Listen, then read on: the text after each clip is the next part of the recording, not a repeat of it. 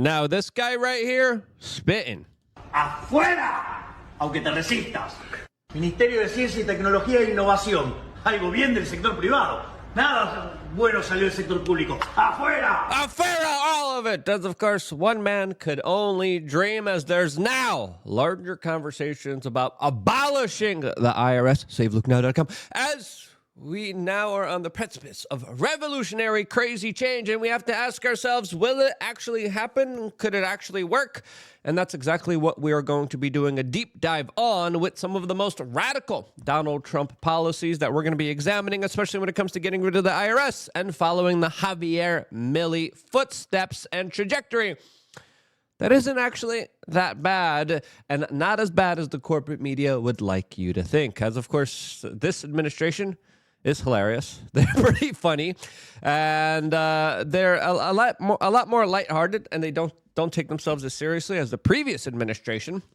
That, of course, was, using the Department of Justice in order to criminally prosecute people because of their political ideology. But the White House digital team just released this on the official Kamala Harris website, saying that this page has been unburdened by what has been, and truly, this administration, the people behind it, not just funny, but truly leading us to revolutionary changes that I think are absolutely awesome, absolutely incredible, as a lot of people are still waiting for the Department of Education to be eliminated, as Republican Congressman Thomas Macy just introduced H.R. 899, a one-sentence bill to terminate the federal Department of Education. As it's important to note here, Donald Trump is making a lot of big, bold moves, especially through executive orders and executive actions and directives. But truly, if we want a lot of these changes to be long-standing, it needs to be done congressionally. It needs to be done through, of course, the judicial law process, and then, of course, ratified by the members of our elected, quote, government. A lot of these executive orders, just like we saw Trump in the first days of his kind of presidency, rescinded right away. Joe Biden's executive, boom, just gone. Donald Trump's like, no, doesn't make sense. You guys decreed it. We decree it in a different way. And to truly have this kind of a long-standing, larger situation at play here, we need to make sure that a lot of this is codified through the legal law process, as we want to make sure that in 4 years from now, a Democrat doesn't come in and then, of course, does the exact opposite of it and bring more government into your life here. But so far, I would say Donald Trump is doing pretty well, even though there's a little bit of confusion, especially when it comes to some of his decisions. But the other decisions of telling a lot of bureaucrats, a lot of government workers, hey, resign or you're going to be fired. I love that. As Trump also specifically told senior FBI rank and file officials, resign or be fired. And this is the type of leadership we want. This is the type of leadership we need, as during these confirmation hearings that just happened this week on the Senate floor, there's senators warning about entire corrupted industries literally being bankrupted by some of Donald Trump's appointments. And if they could be bankrupted by transparency, accountability, maybe they deserve to be bankrupted here, as of course YouTube doesn't allow us to talk about these larger topics in a free and open way. But one of the biggest, most optimistic, most things that brings me most joy to my life right now are these larger conversations about getting rid of the IRS. Why? Because I've been personally affected by this. A month before the election in October of 2024, boom, I got a surprise bill, $180,000. I'm like, what? Like $80,000 worth of penalties and fees many years back. And I'm like, what's going on here? Literally, bankrupted me, robbed me of anything and everything that I had. And then now I have to work my butt off, facing huge interest, huge penalties. And again, I'm trying to even just get legitimate answers here. I'm trying to talk to lawyers. There's so many predatory, bad lawyers out there and bad industries out there. So be super careful if you're ever in my position. But hearing larger conversations about, hey, yeah, we're going to take those 87,000 IRS agents, we're just going to send them to the border. Having conversations about just getting rid of this entire institution and setting up the ERS, the External Revenue Services, it's music to my ears. Now, is it practical? Well, does it even matter? I still love hearing it, as we have Peter St. Onge kind of give his larger perspective to how this has been developing and building up, which I think is it largely explains the situation that we're currently in. In fact, he's doubling down. In an address to a major GOP policy retreat in Florida, Trump ran through the history of the tariff, how America was much richer as a country when we funded the federal government not off the blood, sweat, and tears of the American people, but off foreigners in the form of tariffs.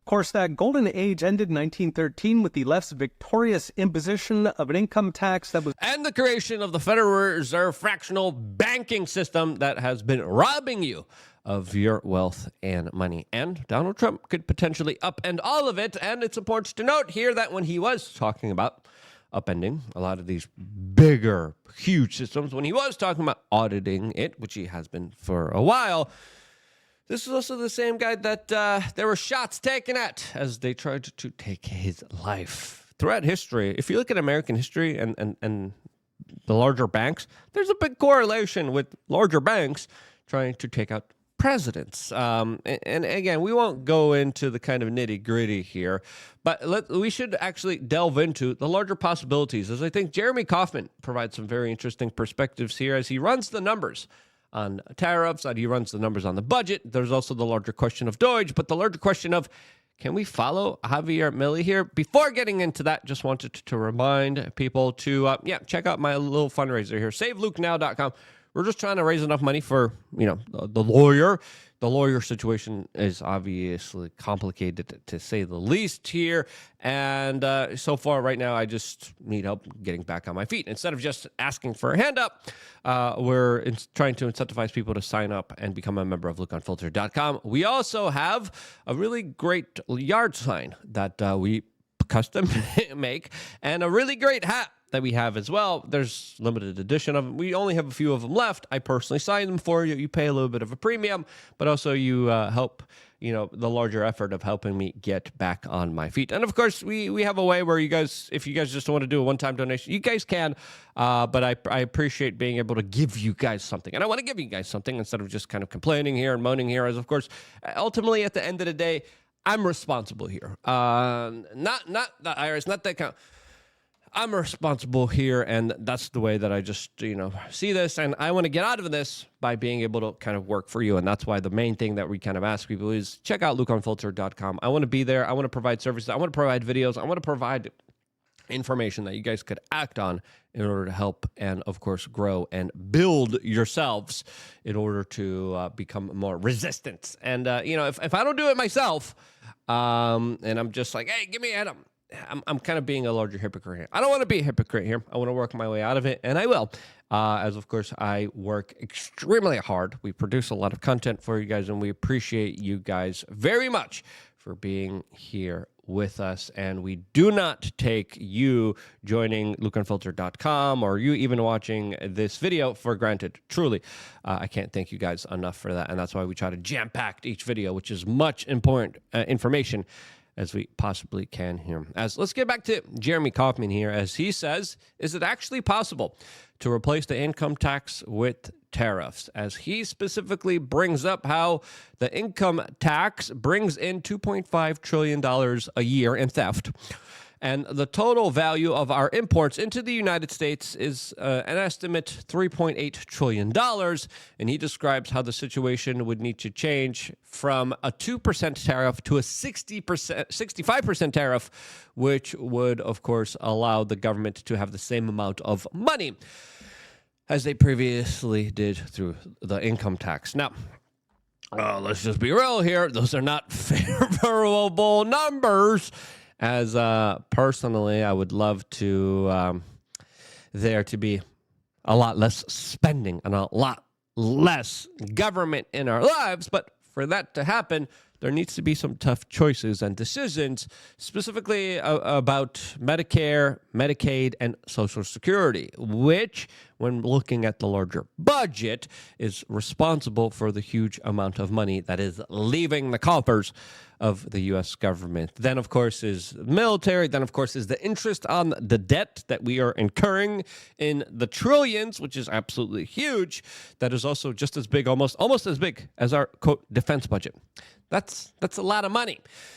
As you could cut a lot of waste, but how are you going to be dealing with Social Security and Medicare, Medicaid, and all these other kind of benefits out there, as Donald Trump is going to be making some very tough decisions if he is going to be replacing the IRS. DOGE could only cut so much here, as already we're seeing a little bit of a wavering policy by Donald Trump, as he had a funding freeze that he kind of implemented, then he kind of called it back. Now people are saying, well, it actually still is in effect.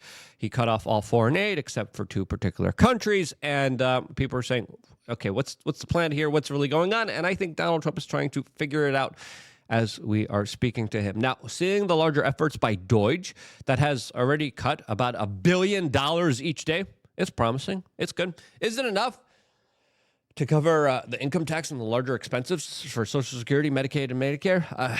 Even as someone who wants to believe so, even as someone who really wants it to happen, it's not enough. Let's just be real. Will Donald Trump make those significant, hard decisions and cuts on Social Security and Medicaid? No. Because there's going to be a lot of older people that rely on that are going to be pissed off at him.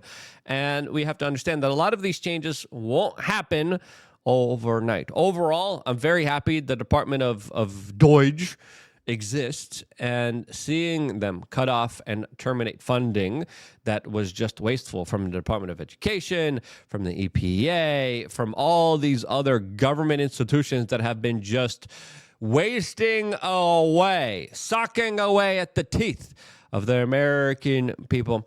It's awesome. It's beautiful to see, and it's a start. And I'm happy there's a start, because I think Donald Trump should be following the pathway of Javier Milei, the firebrand, libertarian, anarchist president of Argentina, that truly is making a lot of waves here, and not only leading by example, but leading in a very awesome, good way that the people of Argentina actually appreciate, as his polling numbers, his popularity is actually up, even though the corporate media wants you to believe that he's creating other chaos and disarray.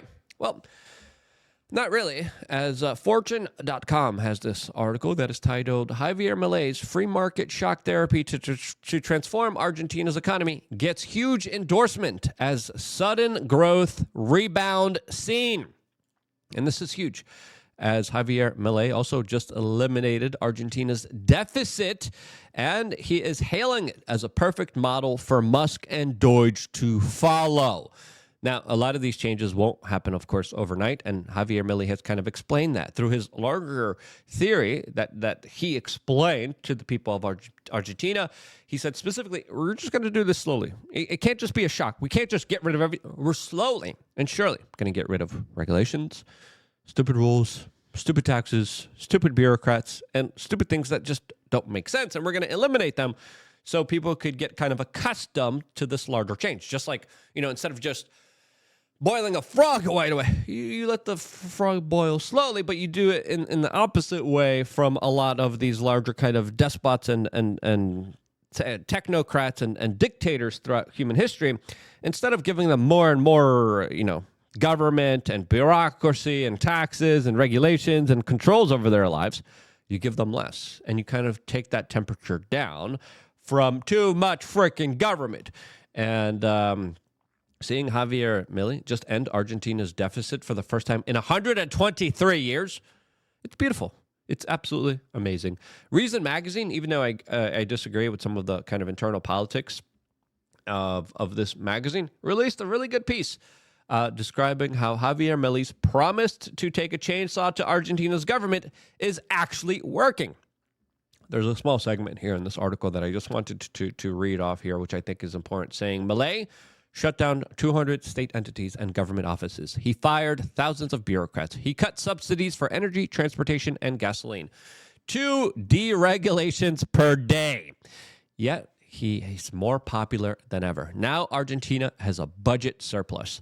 I wish American politicians would pay more attention to Milei's free market reforms, reads the article from Reason Magazine, as they also released a pretty good video showing the inner workings and the larger kind of philosophy of libertarianism that is slowly and surely being implemented in Argentina that is working. Now, of course, the corporate media will always try to poo-poo some of these larger ideas, especially when it comes to personal liberty, especially when it comes to people taking the reins of their own lives and being in control of it, since, of course, they want those satanic guys who go on private islands and hurt small children to be in full control of you, since, of course, those are the people that actually pay them to exist as a, quote, entity. As the British Broadcasting Company says, people are still waiting. Well, why is his popularity going up more than ever? As Javier Milei has also promised to help Donald Trump and Elon Musk do the same thing that he is doing currently in Argentina. And if you're Elon Musk, if you're Donald Trump, this is the person to listen to, since clearly this guy's popularity is going up. Listen, politicians get elected, popularity is high, and then they usually go down. It's not common for politicians' popularity to go up after they take political leadership, since, of course, most politicians are full of crap, and they lie, and they make promises, and they don't deliver on those promises. Donald Trump is actually delivering. Javier Milei is actually delivering here. Will we get an end to the IRS? I wish, but let's be honest here, probably not. And I might, cry myself to sleep at that, but the numbers just aren't there. They don't make sense unless there's going to be huge, larger revolutionary change. And that would, of course, shock a lot of people. And I would actually agree. The Javier Milei model here, slowly and surely moving in a way where we'll just get rid of 2 regulations each day. Just 2. Just let the system get used to it. Turn down the temperature. Have more freedom. Have more liberty. Have more sovereignty. Decide your own path as far as free humanity. I love that, and I think that's absolutely incredible, absolutely great, as this is what Javier recently had to say here, specifically on January 19th. Al día de hoy ya eliminamos más de 900 normativas, a razón de más de 3 por día. Along these lines, we have made ourselves available to President and my friend Elon Musk to share what we have learned to the Ministry of Deregulation to help them begin the deregulation process here too. Yes, absolutely. To date, we have eliminated more than 900 regulations. Yes. A lot of the regulations are just absolutely impractical. They make no sense at all. And seeing this larger synergy, seeing this larger energy, seeing this larger kind of domination of ideas that coalesce around less government, I think it's absolutely beautiful. If you agree, share this video and check out our Viva la Libertad Carajo t-shirt, which you could get just by simply going to thebestpoliticalshirts.com. When you're there on your front page, it doesn't show up right away. You go into the search thing. You could search for your favorite shirt. You put in Milei here in the search. You click enter. Bada bing, bada boom. You got your Viva la Libertad Carajo t-shirt, only available on thebestpoliticalshirts.com. I love you guys. Stay tuned for more, all exclusively here on youtube.com/wearechange.